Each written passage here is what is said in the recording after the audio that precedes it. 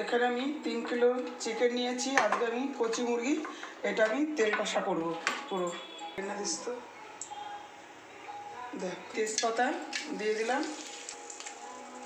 3-4টে গোটা এলাচ দিয়ে দিলাম, লঙ্কা দিয়ে দিলাম, পেঁয়াজ, এখানে আমি 1 চামচ চিনি দিয়ে দিলাম, পেঁয়াজ কুচি দিয়ে দিলাম, আদা রসুন পেঁয়াজ বাটা, শুকনো লঙ্কার গুঁড়ো দিলাম, হলুদ গুঁড়ো দিলাম, কাঁচা লঙ্কার পাউডার দিয়ে দিলাম, হলুদ দিয়ে দিলাম, অল্প লবণ দিয়ে দিলাম 1 চামচ, চিকেন আনা আছে। মশলাটা আমার কষানো হয়ে গেছে, তেল বেশি উঠেছে, এদিকে তো হবে। এই দেখুন সব বড় বড় পিস,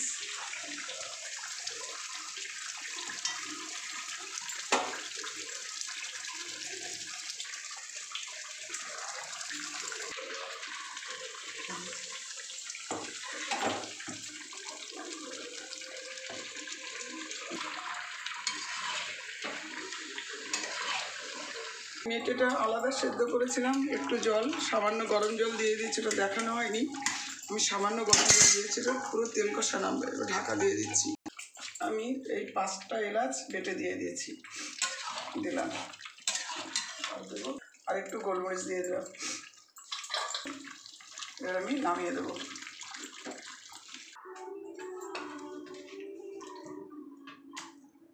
এই যে তেল কষা চিকেন করেছি, আমি যেভাবে করেছি আপনারাও সেভাবে করবেন।